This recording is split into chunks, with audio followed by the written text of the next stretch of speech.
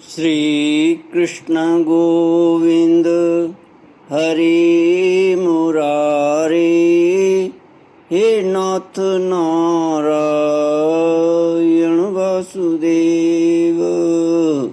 श्री कृष्ण गोविंद हरि मुरारी, हे नाथ नारायण वासुदेव। ओम नमो भगवते वासुदेवाय। ओम नमो भगवते वासुदेवाय। कृष्णाय वासुदेवाय हरये परमात्मने प्रणतक्लेशनाशाय गोविन्दाय नमो नमः। सच्चिदानन्दरूपाय विश्वोत्पत्त्यादिहेतवे तापत्रयविनाशाय श्रीकृष्णाय वयं नमः। श्रीकृष्णाय वयं नमः।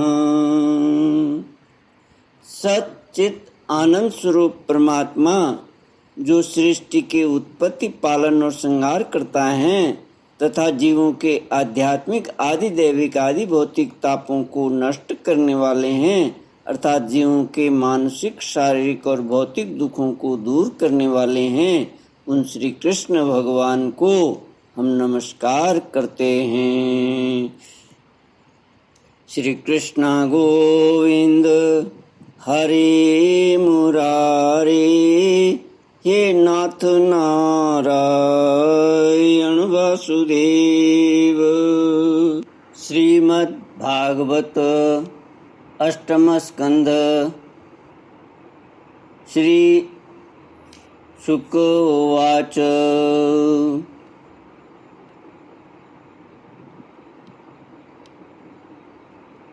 अथ अष्टमोऽध्यायः। श्रीशुक उवाच। पीतगरे विष्णाङ्केण प्रीतास्ते मरदानवाः, ममन्थुस्तर्षा सिन्धुं हविर्धानि ततोऽभवत्।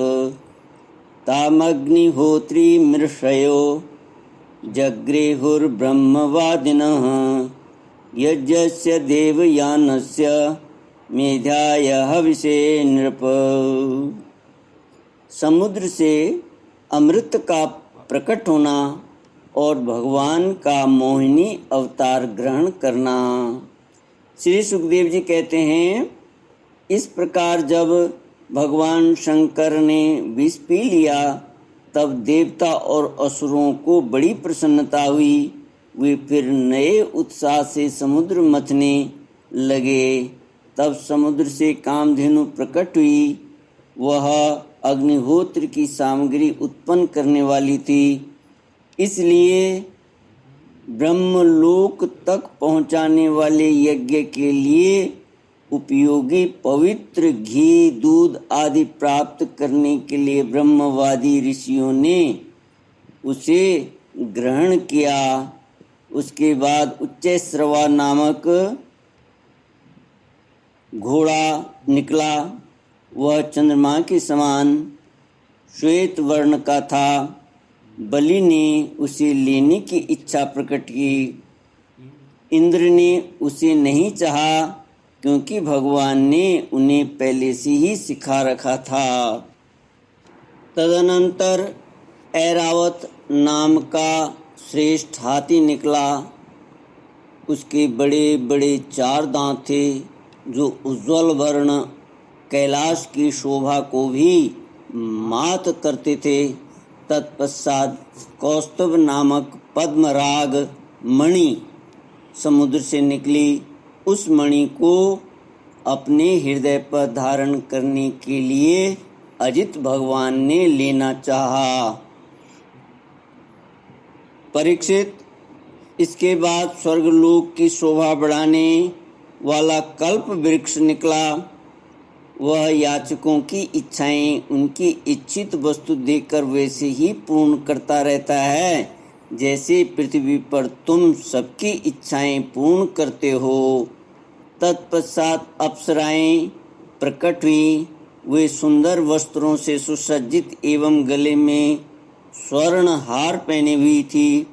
वे अपनी मनोहर चाल और विलास भरी चितवन से देवताओं को सुख पहुंचाने वाली हुईं। इसके बाद शोभा की मूर्ति स्वयं भगवती लक्ष्मी देवी प्रकट हुई। वे भगवान की नित्य शक्ति हैं। उनकी बिजली के समान चमकीली छटा से दिशाएं जगमगा उठीं। उनके सौंदर्य, औदार्य, यौवन, रूप, रंग और महिमा से सबका चित्त खिंच गया। देवता, असुर, मनुष्य सभी ने चाहा कि ये हमें मिल जाएं। स्वयं इंद्र अपने हाथों उनके बैठने के लिए बड़ा विचित्र आसन ले आए। श्रेष्ठ नदियों ने मूर्तिमान होकर उनके अभिषेक के लिए सोने के घड़ों में भर भर कर पवित्र जल ला दिया। पृथ्वी ने अभिषेक के योग्य सब औषधियाँ दी। गौओं ने पंचगव्य और वसंत ऋतु ने चैत्र वैशाख में होने वाले सब फूल फल उपस्थित कर दिए। इन सामग्रियों से ऋषियों ने विधि पूर्वक उनका अभिषेक संपन्न किया। गंधर्वों ने मंगल में संगीत की तान छेड़ दी। नर्तकियां नाच नाच कर गाने लगीं। बादल सदेह होकर मृदंग, डमरू, ढोल, नगारे, नरसिंगे, शंख, वेणु और वीणा बड़े जोर से बजाने लगे। तब भगवती लक्ष्मी देवी हाथ में कमल लेकर सिंहासन पर विराजमान हो गईं। दिग्गजों ने जल से भरे कलशों से उनको स्नान कराया। उस समय ब्राह्मण गण वेद मंत्रों का पाठ कर रहे थे। समुद्र ने पीले रेशमी वस्त्र उनको पहनने के लिए दिए। वरुण ने ऐसी वैजयंती माला समर्पित की जिसकी मधुमय सुगंध से भौरे मतवाले हो रहे थे। प्रजापति विश्वकर्मा ने भांति भांति के गहने, सरस्वती ने मोतियों का हार, ब्रह्मा जी ने कमल और नागों ने 2 कुंडल समर्पित किए। श्री कृष्ण गोविंद हरे मुरारे, हे नाथ नारायण वासुदेव। इसके बाद लक्ष्मी जी ब्राह्मणों के स्वस्त्ययन पाठ कर चुकने पर अपने हाथों से कमल की माला लेकर उसे सर्वगुण संपन्न पुरुष के गले में डालने चली। माला के आसपास उसकी सुगंध से मत वाले हुए भौरे गुंजार कर रहे थे। उस समय लक्ष्मी जी के मुख की शोभा अवर्णनीय हो रही थी। सुंदर कपोलों पर कुंडल लटक रहे थे। लक्ष्मी जी कुछ लज्जा के साथ मंद मंद मुस्कुरा रही थीं। उनकी कमर बहुत पतली थी। दोनों स्तन बिल्कुल सटे हुए और सुंदर थे। उन पर चंदन और केसर का लेप किया हुआ था। जब वे इधर उधर चलती थीं तब उनके पायजेब से बड़ी मधुर झनकार निकलती थीं। ऐसा जान पड़ता था मानो कोई सोने की लता इधर उधर घूम रही है। वे चाहती थीं कि मुझे कोई निर्दोष और समस्त उत्तम गुणों से नित्य युक्त अविनाशी पुरुष मिले तो मैं उसे अपना आश्रय बनाऊं, वर्ण करूं। परंतु गंधर्व, यक्ष, असुर, सिद्ध, चारण, देवता आदि में कोई भी वैसा पुरुष उन्हें न मिला। वे मन ही मन सोचने लगी कि कोई तपस्वी तो हैं, परंतु उन्होंने क्रोध पर विजय नहीं प्राप्त की। किन्हीं में ज्ञान तो है, परंतु वे पूरे अनासक्त नहीं हैं। कोई कोई हैं तो बड़े महत्वशाली, परंतु वे काम को नहीं जीत सके हैं। किन्हीं में ऐश्वर्य भी बहुत है, परंतु वह ऐश्वर्य ही किस काम का, जब उन्हें दूसरों का आश्रय लेना पड़ता है।